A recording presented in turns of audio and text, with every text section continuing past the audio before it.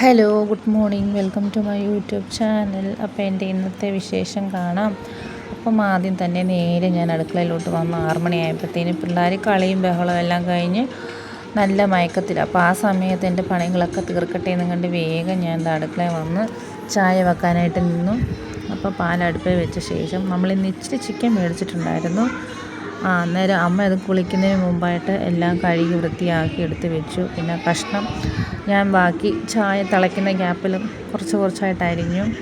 പിന്നെ അമ്മ കുളിച്ചിട്ട് വന്ന് അമ്മയ്ക്കും ചായ കൊടുത്ത് ഞാനും ചായ കുടിച്ചു. പിള്ളേർ എഴുന്നേറ്റിട്ടില്ല, 2 പേര് മാത്രമേ ഉറങ്ങിയിട്ടുള്ളൂ. ഒരാൾ പിന്നെ ഡ്രോയിങ്ങും പടം വരയും അങ്ങനെയുള്ള കാര്യങ്ങളൊക്കെ. ഇങ്ങനെ ഇപ്പോൾ വെക്കേഷൻ ടൈമല്ലേ, ബോറടി ആകും, എപ്പോഴും TV കാണാനും ഒക്കത്തില്ല. അപ്പോൾ എന്തെങ്കിലും വരയ്ക്കട്ടെ എന്ന് കണ്ട് അവിടെ അടങ്ങിയിരുന്ന് ഡ്രോയിങ്ങൊക്കെ ചെയ്യുന്നുണ്ട്.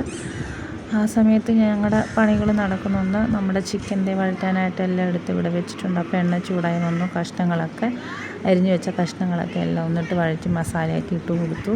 മുളക് പൊടി, മഞ്ഞൾപ്പൊടി കുറച്ച് എടുത്തിട്ടുള്ളായിരുന്നു. നമ്മൾ ബാക്കി എല്ലാം കൂടെ ഒന്നിച്ച് വെച്ചാൽ വേഗം താമസമല്ലേ. ഇപ്പോൾ സമയവും 8 മണിയായി. എന്നാൽ പിന്നെ പിള്ളേർ എഴുന്നേൽക്കുമ്പോഴത്തേന് വേഗം പണി തീർക്കാമെന്ന് കണ്ട് എല്ലാം ഒന്ന് പുരട്ടി വെച്ചു. മസാല പുരട്ടിയതെല്ലാം കൂടെ വഴറ്റിയതിനകത്തോട്ട് ഇട്ട് കൊടുത്തു.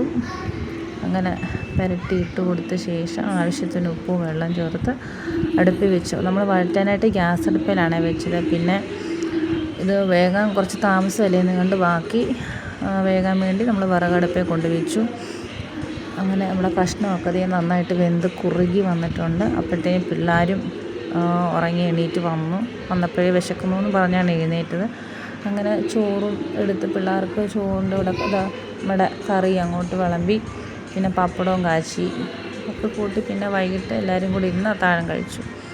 അപ്പം വീഡിയോ ഇഷ്ടപ്പെട്ടെങ്കിൽ ലൈക്ക് ചെയ്യാനും സബ്സ്ക്രൈബ് ചെയ്യാനും സപ്പോർട്ട് ചെയ്യാനും മറക്കരുത്.